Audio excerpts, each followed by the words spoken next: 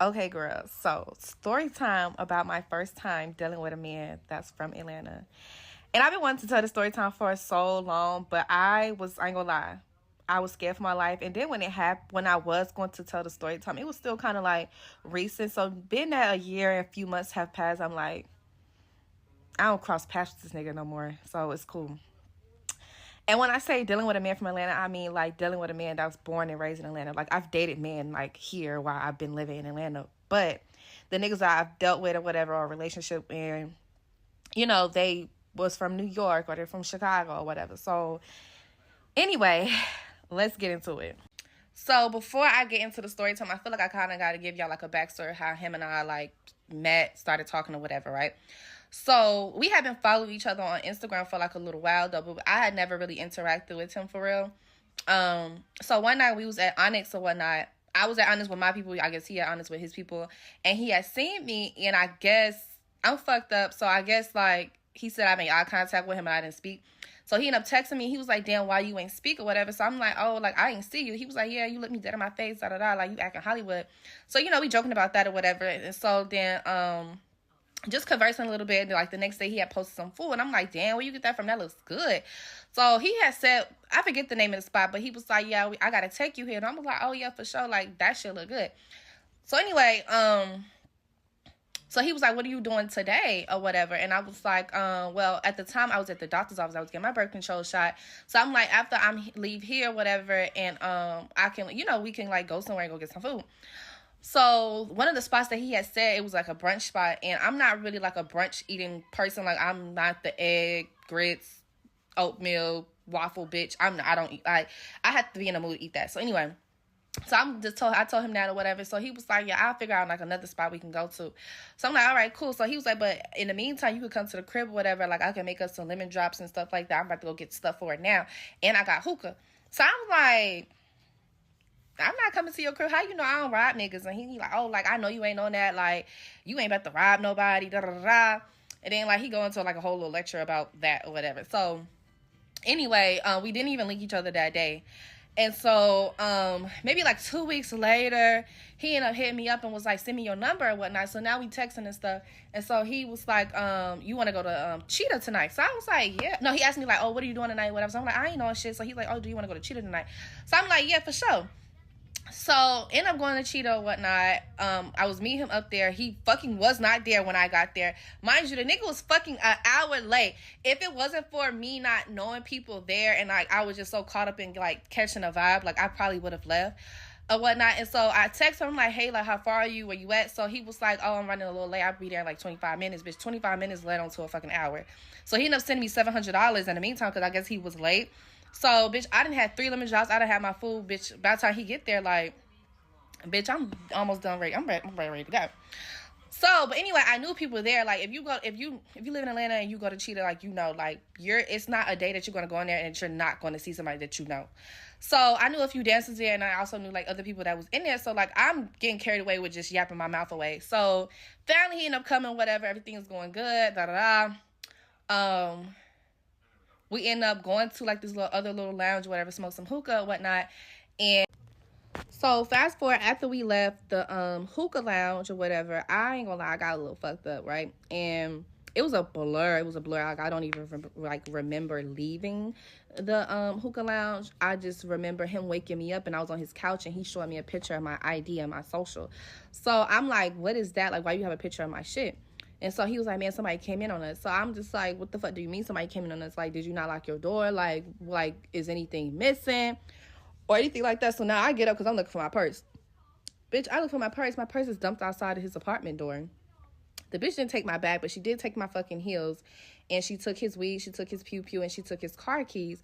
Now, I had my social security on me because I had just applied for a renewal for my passport like 2 days before or something like that. So I had just never took it out. So I'm like, give me some damn socks because I'm ready to fucking go. I leave, didn't never talk to him no more. I didn't talk to him for a couple months. And he, mind you, he did apologize that day. But I wasn't trying to hear that shit because I was just like, this shit gives setup vibes. So, because I'm just like, how you ain't, like, you as a man, how you forget to lock your door? Who came in on us? He did say like, oh, probably my ex-girlfriend. Well, it was his ex-girlfriend because that's who sent the picture of my ID to him. she came in or whatever. I don't know if the bitch had a key or I really left his door unlocked. I don't know. But like knowing what I know now, I definitely believe that this nigga tried to set me up. So stop talking to him or whatever. And he did reach out to me like a couple months later because I was not talking to him. He ended up reaching out to me, apologizing again, was like, you know, like, I just really want to make things right with you, whatever. Like, it's not what you think, da-da-da. So I ended up agreeing to like meeting up with him. We had dinner and we talked about it, whatever. And I was just like, okay, maybe it's not that. So now, you know, now we kicking it or whatever. We, you know, cooling. But, like, I ain't really on that with him, for real. Like, we just cool. So, so by this time now, I didn't move to Miami in April last year. April or whatever. So, we talk. We ain't, like, I'm not really, like, talking to him in that way. But, like, you know, he'll text me here and there or whatever. And, like, you know, we'll talk.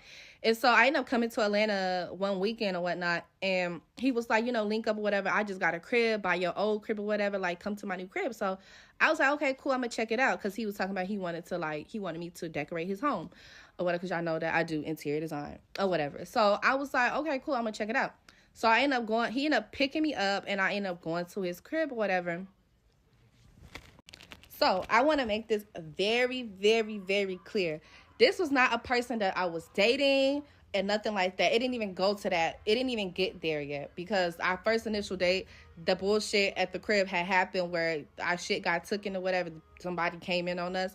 So we didn't even make it to that point. We honestly was just cool. Didn't talk to him for a couple months. You know, he apologized. So now, you know, we on speaking terms again or whatnot. That's it. It was nothing more. It was nothing more.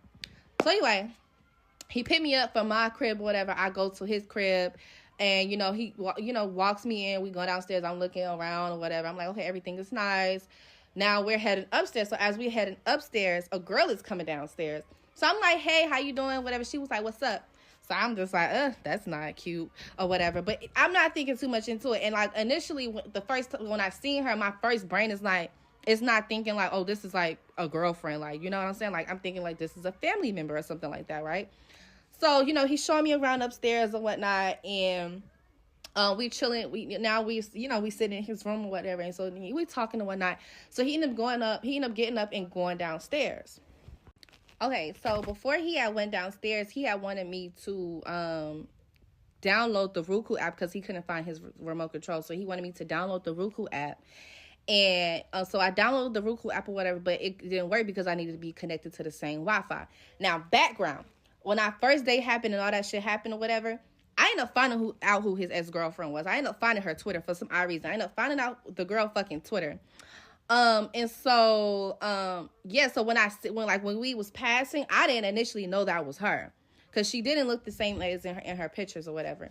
So he ended up coming back upstairs with, a bottle. And he's like, let's take a shot, da-da-da. And I'm like, I don't really drink like that no more. Which at that time, I really was not drinking. And so I'm like, no, I don't want nothing. So he just like kind of like trying to like still kind of pressure me into drinking or whatever. So he was like, damn, do you want to smoke? And I'm like, nah, I don't want to smoke. I'm chilling. So he ended up going back downstairs. And before he went back downstairs, well, as he was walking downstairs, I'm like, I need the Wi-Fi to be connected. So he gives me the Wi-Fi. Now, the girl name, we're going to give her name Tia. Her name is Tia. His name is TJ. So the Wi-Fi name was her name and his name. Tia and TJ Home. So I'm like, is this the same bitch? So I couldn't. So while he's downstairs, I'm trying to look for the bitch Twitter, but I could not remember the bitch Twitter name. So I had to go through me and my homegirl text messages to see like what her shit was. I go to the fucking Twitter. It's this bitch, the same bitch that I just passed by and said hey to, and she talking about some what's up. That's her. It's her. So I'm like, what the fuck? Like, what the fuck do this nigga got going on? So, I'm looking at her Twitter. So, like, when you walk up to the top of the steps or whatever, like a little foyer area, it was like a little round mirror and a fluffy chair. Her profile picture on Twitter was taken in that damn mirror and that chair. So, everything confirmed. So, I'm like, this is definitely her. So, I text my homegirl. I'm like, girl, fucking TJ, I don't know what the fuck he got going on. He just brought me to his crib on some, like, trying to be on some cool shit or whatever. But he got this bitch here. So, I'm like, I'm about to fucking leave. But I need you to call me. Like, you need me right now, right? Because I gotta find an escape. Because I'm like, if I just be like, oh, I want to leave, I don't want to be here no more. Like, he gonna think some shit. Like, I don't know how. Like, bitch, it's 2 against 1. So He come back upstairs. He was like, damn, like, why you don't want to take a shot or whatever, da da da. So I'm like, I'm turned off now. I'm like, not feeling it, bitch. I'm stiff as fuck. So I'm just like, I don't want to drink. Like, what the fuck you keep trying to feed me liquor? I'm trying to chill. Like, you know what I'm saying? So my homegirl ended up calling me. This bitch, Lex, is crazy. Lex ended up calling me crying. And so it's quiet in the room. So I turned my volume up so he can fucking hear, bitch. So she's like crying. I'm like, what's wrong? What's wrong? Like, it almost, like, bitch, I started crying because, bitch, we so in the fuck. So, girl, me and my homegirl, we are so fucking in character. Like, I had kind of got lost in the fucking plot because, bitch, I started crying. So, like, while I'm on the phone with him, like, while I'm on the phone with her, he's laying across the bed, and he like huffing and puffing and all this shit or whatever. And so I'm like, I gotta go, whatever. I'm about to call me an Uber, whatever. I gotta leave my house, like, some shit going on with my homegirl. I don't know what's going on. And so, he like, man, you want some weird shit. So I'm like, what's weird about me fucking wanting to go, like, cater to my friend, comfort my friend? Like, she's crying. I don't know what's going on right now. So, like, I'm about to leave. I'm about to call me Uber. He was like, you ain't gonna be able to get an Uber over here because it's new construction. The address ain't, whatever, right? So he was like, I'm just gonna take you home. So in the car, like, I'm trying to just keep it cool because I'm just like, I don't know what this nigga is on for real. So I'm just like, I have to play it fucking safe. So I'm just like, what's your issue, whatever? He was like, man, you just on some weird shit, man. I ain't even gonna speak on it, whatever. And I was just like, how you mad that I want to go to my friend to, like, make sure that she's okay? She's fucking crying. Like, what the fuck is wrong with you? He was like, man, ain't no wrong with your friend or whatever. And I was like, bro, like, did you not just hear her crying? Like, what the fuck is wrong with you? So this nigga speeding in the car. He's speeding. Now his house and my old house is like literally like 7 minutes apart. So like he's speeding down this fucking road or whatever, bitch. I'm just like, is this nigga about to run us off the goddamn road because he's pissed because his plan that he probably had in his head didn't fucking like work, I guess. Like, I don't know. But like after that, he took me home, dropped me off. I called my homegirl. I'm like, bro, this nigga just tried to set me up again with this bitch.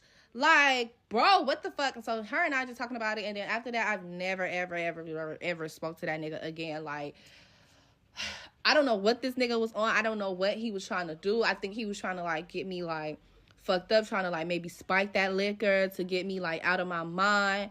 So him and that girl could do something to me. I don't know what that was. But it was so fucking weird. And then I feel like you as his girlfriend, how you allow him to bring a bitch to your crib and be okay with it? Like, what did y'all have in mind to do? Like, and why are y'all out for me? Like, what the fuck? But yeah, y'all, like, that is my dating horror story of talking to a nigga from Atlanta. And this is why I don't deal with niggas that was born and raised in Atlanta at all. Like, I feel like they all are weird as hell. Like, they just all get me dirty and just vibes. Like, and I'm going to, I ain't gonna lie, no shade, but yeah. Bitch, up fucking date. So why the nigga that I just did a story time about text my phone and was like that I'm capping in my story time. He never tried to set me up. He said, what do you have that I want to set you up about? And you fuck with me a million times after that. So I text him and I said, what's cap about my story time? You don't think that was you setting me up? And I never fuck with you after the situation when you brought me to your home with you and your bitch. So he said, well, I never sent you 700. Looking back at the cash apps, you're right. It wasn't 700. I did get the numbers confused with somebody else that I did have a date with at Cheetah. But that's another story time for another day. It was 500. And I'm going to insert that in this video as well, along with the text messages from that night. So when we first had our first date, and your ex-girlfriend come in and she steal my stuff and she takes yours and she takes a picture of my social and my ID, that didn't give off setup. Because put yourself in my shoes. If you came to my house and my ex-boyfriend did that, you would look at me like I'm some type of lineup ass bitch. Am I tripping? Then the second situation, you bring me to your crib with you and your bitch, and on top of that, when I seen her, you didn't even introduce, me to her, which it wasn't like a thing anyway. Like, I didn't really care. But like, you trying to feed me liquor, trying to get me lit or whatever, that wasn't given set up. You bringing me to a crib with you and your bitch. For what? Am I tripping? So anyway, like I said, I had to call my homegirls because I had to get the messages between me and her from that night or whatever. Because I didn't have it in my phone no more because my messages delete after a year. So I had to get it from her. So in the next slide, y'all going to see the blue is her and the gray is me texting her. So yeah, y'all, I'm scared for my life, but I'm going to post this video for just in case purposes. But yeah.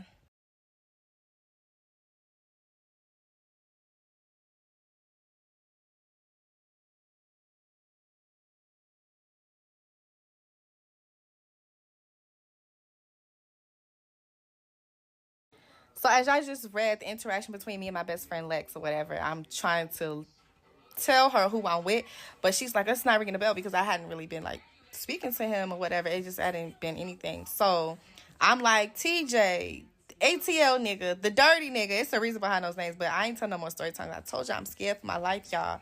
But like for you to sit there and say that it wasn't on no setup vibes, then what was it? Because why would you even bring me to a crib with you and your girl? Then try to, like I said, like feed me with liquor. So what did you think was going to transpire that night? What did you think was going to transpire? Like, and then for you to get so upset that I left, why was you so mad? Like, am I missing something, y'all? Like, tell me if I'm tripping because what was you upset about that? My friend called me and she's crying and she needs me and I need to leave. Why was you upset? And why was I a lame ass bitch and I'm being weird? Like, why was all of that? Why?